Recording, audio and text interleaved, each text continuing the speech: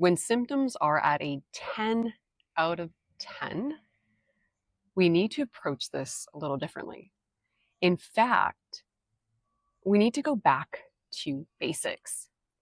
I think so many of us are struggling with intense symptoms, anxiety, pain, fatigue. We feel like we are so overwhelmed, and even daily mundane things like feeding yourself or caring for yourself or your family feels completely impossible. And it's during times like this where safety might look a little bit different. Now, if you're in the space, maybe you've been learning all of the different practices, how to cultivate safety in your body and your mind. Maybe you're meditating or visualizing. Maybe you're sitting with sensations and emotions and allowing them. Maybe, you're doing EFT tapping or somatic work or whatever it might be.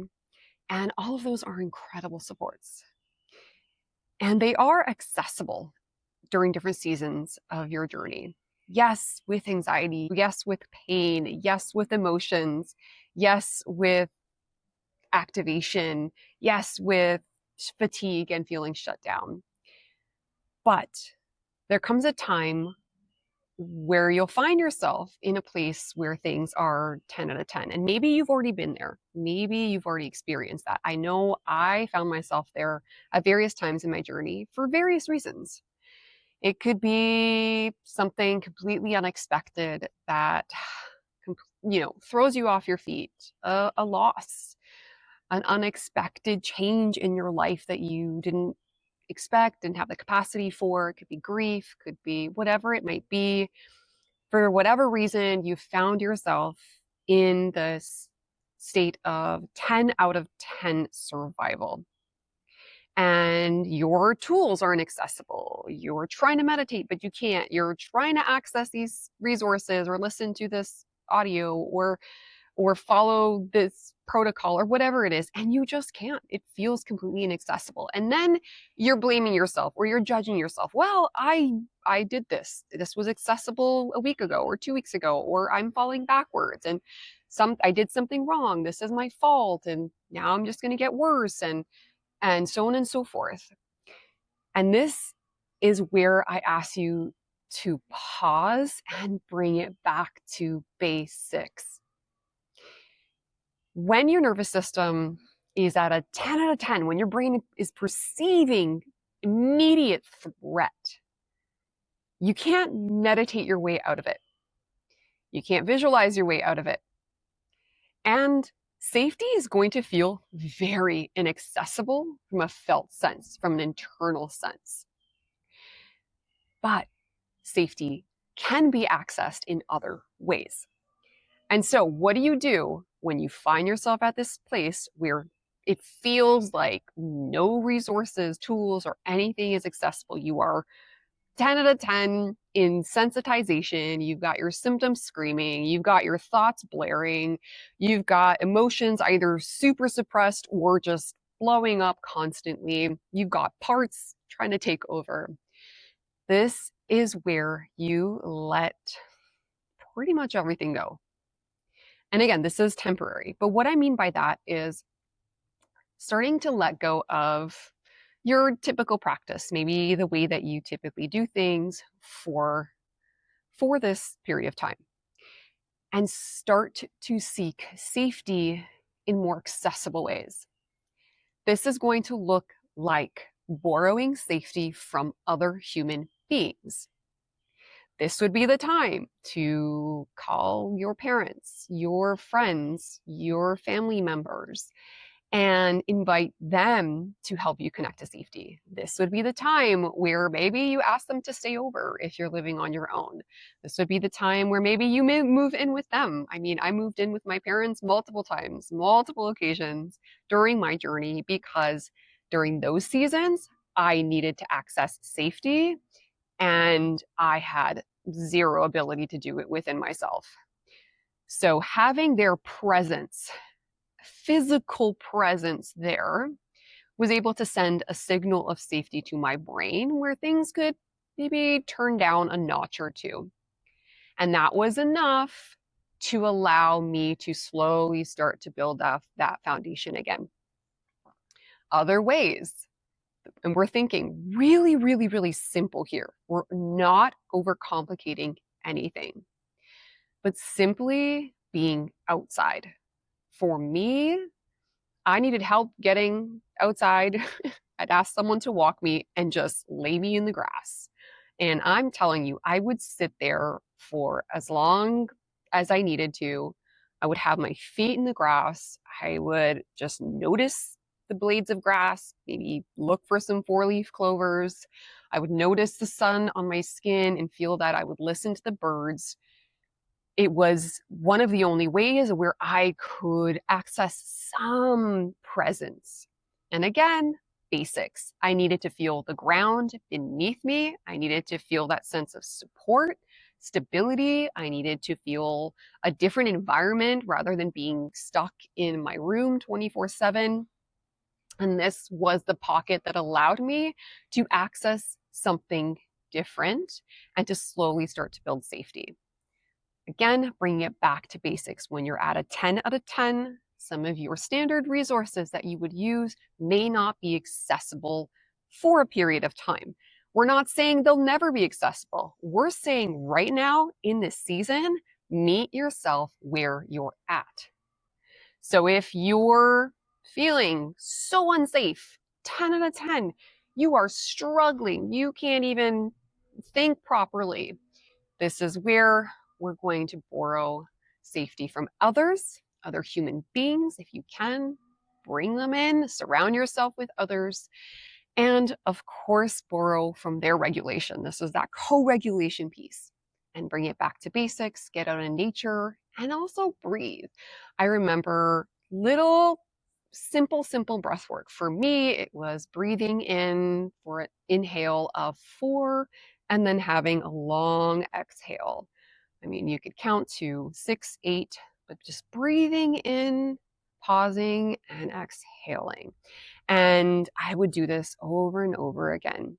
And I would just allow myself to feel whatever it was I was feeling. Now, what about distraction? I know there's so many of us who are, really, really excellent at allowing and being with sensations. But I'm going to tell you, if you can offer yourself some relief in order to give your system a break so it's not completely flooded and doesn't have a chance to kind of come back, this is where we would bring in some elements for relief. Distraction. Yes, distraction. This is where, for myself, it looked like binge watching Friends series and other really funny shows that I could, even if I wasn't watching the screen, there was a familiarity and a comfort with hearing, Chandler and Monica and Ross and Rachel and just, all of that in the background, or something like Gilmore Girls for me just reminded me of a safe time in my life. And so I would have that on in the background a lot of the times. Sometimes I wouldn't be watching it. Maybe I didn't even have the capacity to pay attention, but just listening and hearing that, allowing that to be there really softly brought in an element of safety. So again, think simplicity here. What can I bring in that can signal even 1% of safety to me? What feels maybe a little familiar? What helps me connect to maybe a time in my life that I felt a little safer? And other ways to start to bring in, again, less of the work, more of just accessing something that can help support the nervous system's evolution into safety. Again, we're not trying to force safety. We're not trying to force a shift. Things that were really accessible for me was coloring. I had these coloring books. Again, these are the ones I had in the hospital, and I would have these markers, and they had all these different intricate designs in there. And I would just focus on filling in some colors. Again, this was using my brain in a different way, taking me out away from the work, less pressure, no pressure actually, and just focusing on something different. So in these 10 out of 10 periods where symptoms are just 24/7, we want to borrow safety from others, connect to physical human beings if that's possible.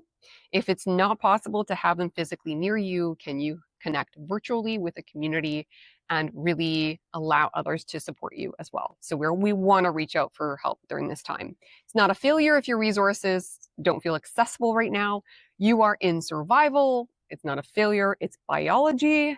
And in time, you will come back into safety. And it starts by going back to basics to give your nervous system the chance, right? The chance to slowly start to move up that ladder, your state to evolve. And we are going to also allow ourselves to distract, to bring in things that are light, that are not pressure filled, intense. We're going to let go of expectations. And we are going to allow this softening, this change in the pace of doing things. And I can almost guarantee you from the moment you start taking the pressure off and doing things differently, you're going to notice a sense of safety starting to trickle in. And of course, always just accessing that support, ask for that help. Let your family, your friends, your neighbors, your community know what you need. Basics. Let's go back to the basics of survival: food, water, shelter. Let's get those three met. And of course, bringing in that sense of connection and safety. So don't feel like you're a burden. You're definitely not a burden. You are a beautiful human being who's been through so much and who's trying to navigate an insanely difficult period of time. And know that this is temporary. It's a season. And the more that you can bring in a sense of safety here in different ways and go back to basics, the more you'll be able to evolve. Your state will naturally evolve without us forcing it. And you will be able to move on back to your practices or your, whatever you were doing and re engaging with the way that you were before this period of time. And again, just let go of the judgment.